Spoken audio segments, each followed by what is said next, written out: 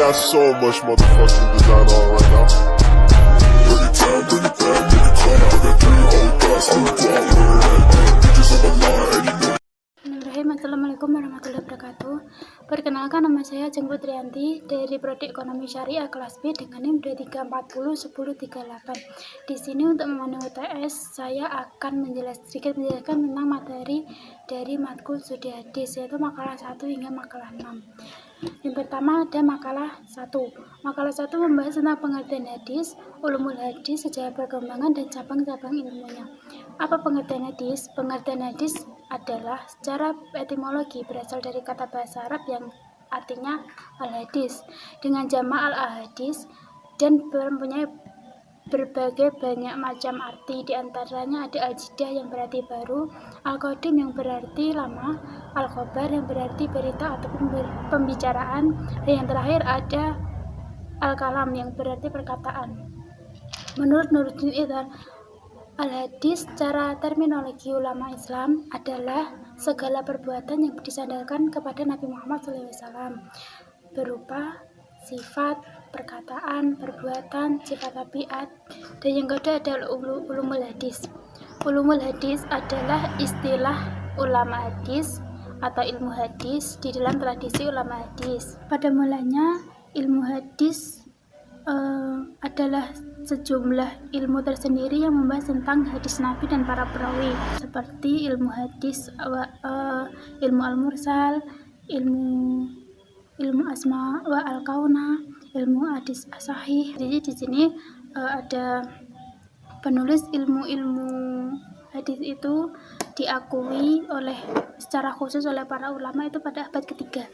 Materi yang ketiga ada sejarah perkembangan ulumul hadis. Sejarah perkembangan ulumul hadis itu ada 7. Yang pertama ada tahap kelahiran, yang kedua ada tahap penyempurnaan, dan yang ketiga adalah tahap pembukaan ulumul hadis secara terpisah, dan yang keempat tahap-tahap penyusunan kitab-kitab induk ulumul hadis dan cara penyebarannya. Terus yang kelima ada tahap penyempurnaan dan pematangan kitab ulumul hadis, dan yang keenam adalah tahap kebekuan atau kejumudan, dan yang terakhir adalah tahap kebangkitan kedua. Nah, untuk materi yang keempat ini adalah cabang-cabang ilmu ulumul hadis.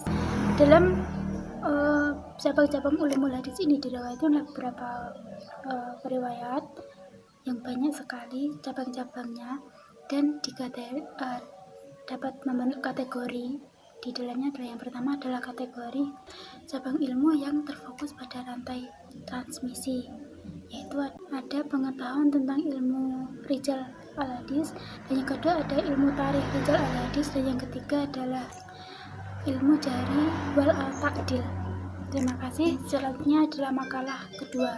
Itu adalah untuk makalah yang kedua ini adalah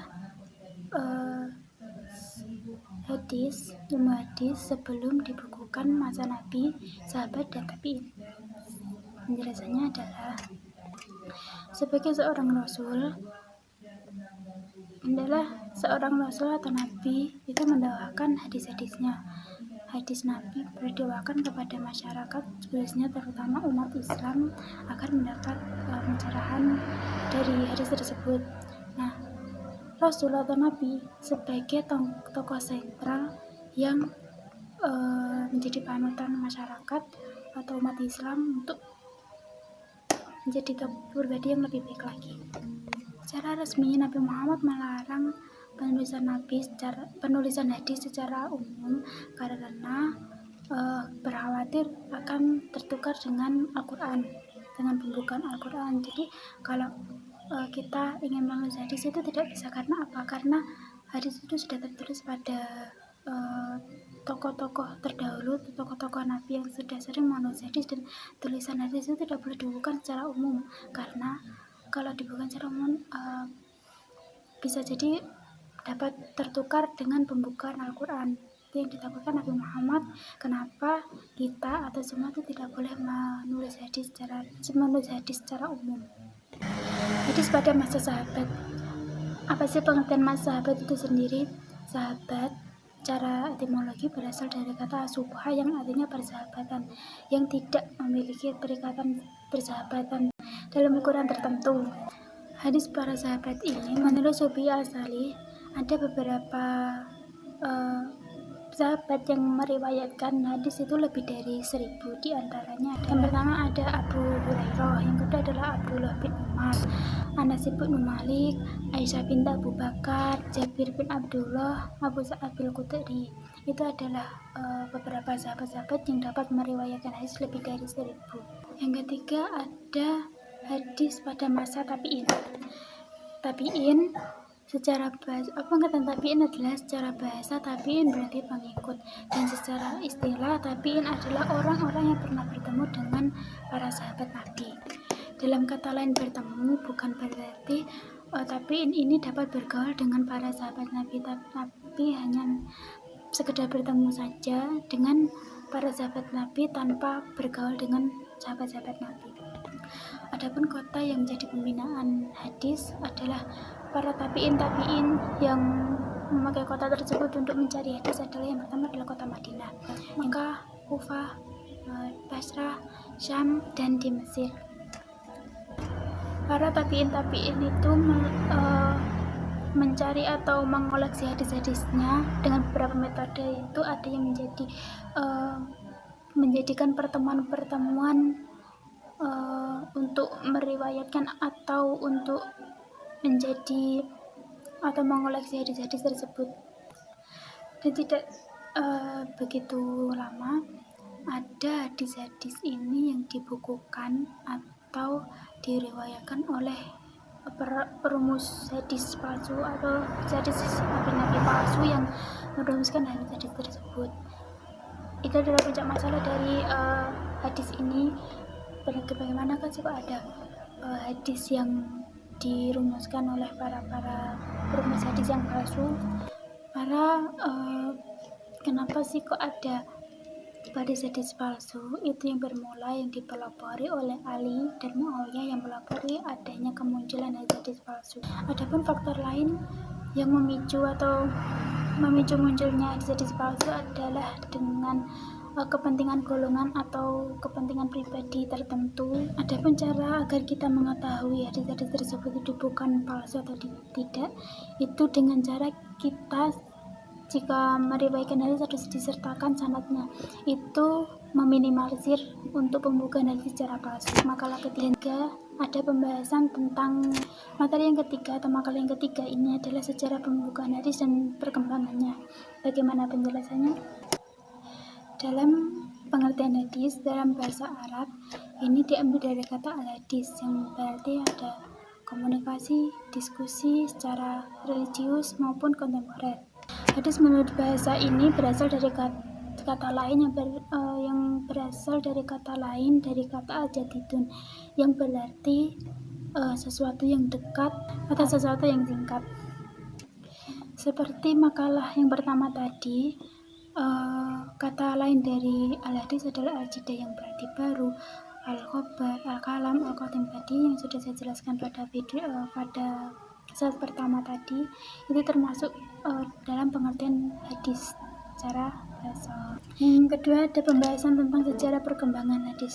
Sejarah perkembangan hadis ini merupakan sejarah yang mengalami pentatwinan pada buku-buku hadis yang sudah ada. Di sini para ulama harus mengalihkan perhatian para ulama untuk membuat hadis kayak al-Jamawi, al-Tahrik, dan banyak sekali lagi macam-macam dari hadis tersebut. Dalam pembukaan hadis itu ada 4 periode. Kalau dalam perkembangan hadis dengan perkembangannya itu ada melewati 7 periode. Yang pertama ada 2 periode. Pertama itu periode para sahabat Nabi atau Rasul, dan periode kedua itu masa Khulafaur Rasyidin. Yang ketiga itu ada pada para sahabat kecil dan para tabi'in besar, dan yang keempat ada pada masa pembukuan dan pengumpulan hadis, dan yang kelima ada masa pentasilan dan menyusun kaidah-kaidahnya. Periode ke-6 ini periode yang dari awal abad ke-4 sampai abad 456 Hijriah. Dan kalau yang periode yang ke-7 itu periode 650 456 kalau enggak salah 456 Hijriah itu sampai sekarang itu masih ada pembukaan hadis, perkembangan hadis sampai sekarang. Ini kita masuk pada materi atau makalah yang keempat. Dan yang keempat itu membahas tentang pembagian hadis dari segi kuantitasnya, itu mansyur dan ahad. Itu ada aziz, gharib, dan ghaib. Yang pertama ada pembahasan dari mutawatir. Mutawatir ini diambil dari kata dari isim fi'il yang memiliki makna dari kata al-tatabu atau yang berarti berturut-turut. Istilah hadis mutawatir ini diungkap oleh beberapa ulama. Namun, hadis mutawatir ini adalah hadis yang bersifat indrawi, yang berarti dapat didengar ataupun dilihat, yang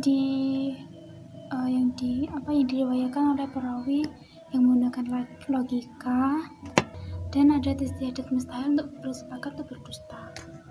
Adapun kriteria hadis mutawatir ini yang saya bahas ada 4. Yang pertama adalah diriwayatkan oleh sejumlah orang banyak, dan yang kedua adanya jumlah banyak yang ditingkatkan pada seluruh sanad, dan yang ketiga ada mustahil bersepakat berdusta, dan yang keempat ini adalah sandaran yang beritanya itu berisi panca indera. Adapun pembagian hadis mutawatir ini dibagi menjadi 2, yaitu yang pertama ada hadis mutawatir lazi, dan yang kedua ada hadis mutawatir ma'ana. Yang pertama, pembahasan dari hadis mutawatir lazi ini adalah hadis yang diriwayatkan oleh sejumlah besar perawi yang menurut kebiasaannya itu mustahil untuk bersepakat berdusta dan menggunakan lafal yang menggunakan kesamaan tinggi dan hampir sesuai dengan lafal yang lain dan hampir sama dengan makna yang lain. Yang kedua ada hadis mutawatir al-maknawi, yang itu adalah pembahasannya artinya adalah hadis yang memiliki arti yang meriwayatkan itu berbagai, maknanya itu berbagai berlainan gitu loh, namun mengandung satu sifat dan satu perbuatan. Nah, seperti yang saya omongkan tadi, hadis itu mempunyai 3 kategori. Yang pertama ada hadis mansyur, hadis aziz, hadis ghaib. Hadis mansyur ialah hadis yang diriwayatkan oleh 3 perawi atau lebih. Dan yang kedua adalah hadis aziz, hadis yang jumlah perawinya itu tidak kurang dari 2 orang. Dan ketiga ada hadis gharib. Hadis gharib ini adalah hadis yang di dalam sanadnya itu ada seorang yang menyendiri. Untuk hadis gharib ini memiliki 2 kategori. Yang pertama ada gharib mutlak, dan yang kedua ada gharib nisbi. Baik, untuk menyingkat pembahasan saya langsung masuk ke pembahasan atau materi yang ke-5, yaitu adalah membahas tentang hadis sahih dan hadis hasan yang mencakup pengertian, syarat-syarat, perbedaan, macamnya, dan contohnya. Langsung saja untuk penjelasannya adalah kata sahih ini berasal dari berbagai macam arti juga, yang artinya selamat, sah, sehat, benar, dan sempurna. Para ulama biasanya menyebut hadis sahih ini dengan lawan kata ada hadis sakim yang berarti sakit. Dan secara terminologi, hadis sahih ini adalah hadis yang sanadnya bersambung dan periwayatnya yang diriwayatkan oleh periwayatnya yang adil dan dapat, yang hingga itu menyambung kepada Rasulullah SAW. Adapun syarat-syarat hadis sahih itu ada 5. Yang pertama ada sanadnya bersambung, yang kedua tidak ada syad, dan yang ketiga tidak ada ilat, dan yang keempat ada perawinya itu adil, dan yang kelima ada perawinya itu dabit. Macam-macam sahih itu 2. Yang pertama ada hadis sahih li zati, dan yang kedua itu ada hadis sahih li ghairi. Adapun contoh hadis sahih itu yang diriwayatkan oleh Abu Bukhari yang lafadznya itu berbunyi, telah menceritakan kepada kami Abdullah bin Yusuf, ia bercerita kepada kami, mereka bercerita kepada Malik ibnu Syihab dari ulama bin Zubair ibnu Maktam dari bapaknya berkata, aku mendengar Rasulullah membaca surat At-Tur ketika sholat maghrib. Itu adalah contoh hadis sahih yang dapat dikatakan sahih tentang yang tadi itu tersambung sanadnya dan 5 syarat itu tadi. Yang pembahasan selanjutnya ada pengertian hadis hasan. Hadis hasan merupakan hadis yang bersambung sanadnya yang diriwayatkan oleh perawinya dan perawinya adil, perawi yang rendah daya hafalannya tapi tidak terlanjur atau tidak cacat, itu yang namanya hadis hasan. Syarat-syarat hadis hasan juga ada 5. Yang pertama ada perawinya adil, yang kedua ada kedabitan perawinya itu di bawah perawi hadis sahih, dan yang ketiga itu sanadnya tersambung, dan yang keempat tidak ada syadz atau kejanggalan, dan yang terakhir yang kelima itu tidak mengandung ilat. Itu adalah syarat-syarat dari hadis hasan, dan tidak jauh berbeda dari hadis sahih tadi. Selanjutnya ada contoh dari hadis hasan, yaitu hadis-hadis yang diriwayatkan oleh Ibnu Tirmidzi, Ibnu Majah, itu termasuk ke dalam hadis hasan. Adapun macam-macam hadis hasan itu adalah ada 2 juga. Yang pertama ada hadis hasan bizati, dan yang kedua ada hadis hasan ligori. Itu sama dengan hadis sahih tadi. Bedanya dari hadis hasan dan hadis sahih adalah jika ligori bizati itu dari hadis hasan itu mencakup dengan nama hasan, dan kalau hadis sahih itu mencakup dengan nama sahih. Dan materi selanjutnya adalah sudah saya singgung tadi adalah perbedaan dari hadis hasan dan hadis sahih. Itu adalah terletak pada kekuatan tingkat sanadnya dan tingkat hadisnya.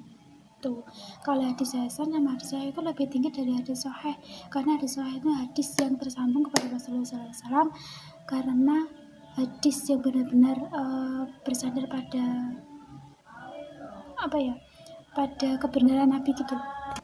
Yang terakhir makalah ke-6 yaitu membahas tentang ada hadis dhaif, yaitu mencakup pengertian, macamnya, pembagian dan contohnya.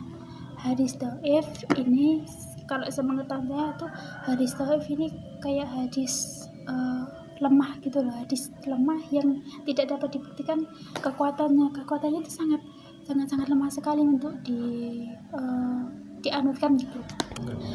Dengan seperti yang saya singgung tadi, pengertian hadis dhaif ini adalah yang dari bahasa Arab ada kata lain yang berasal dhaifun ya berarti itu lemah.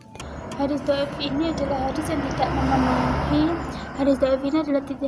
memenuhi hadis hasan. Secara terminologi, hadis dhaif ini banyak sekali ulama-ulama yang berpendapat secara berbeda-beda, tapi memiliki makna atau maksud yang sama, yaitu hadis yang tidak memenuhi persyaratan qabul, baik keseluruhan maupun sebagai persyaratan dari segi istisyal sanad, ada adil, dobit perawi, dan adanya ilat atau syadz. Ada banyak sekali pembagian hadis dari dhaif ini, yang itu dapat pembagian hadis dhaif itu dapat dilihat dari matanya, dari segi matanya, terus dari sandaran matanya, dari segi terputusnya sanad, dan dari segi cacat dari perawinya. Contoh dari hadis dhaif ini adalah langsung saja ya, dari lafaz artinya saja itu barang siapa yang tertidur pada waktu asyar itu akalnya akan terganggu. Nah, itu termasuk hadis dhaif karena hadis ini tidak dapat dibuktikan oleh penggunanya. Nah, jadi disarankan untuk jika menggunakan panutan hadis-hadis itu digunakan yang sahih hasanah. Kalau yang hadis dhaif itu tidak dianjurkan atau tidak untuk panutan, karena hadis ini hadis paling lemah dan hadis ini tidak dapat dibuktikan kebenarannya. Kalau katanya begitu, tapi kalau ada pendapat lain boleh dikritik sayanya. Baik, itu saja yang dapat saya sampaikan mengenai 6 makalah tersebut. Saya akui memang banyak sekali kurangnya, banyak sekali hal yang tidak saya jelaskan, dan banyak sekali ada poin-poin yang tidak saya sebutkan. Tapi mohon maaf, ini yang di luar kepala saya.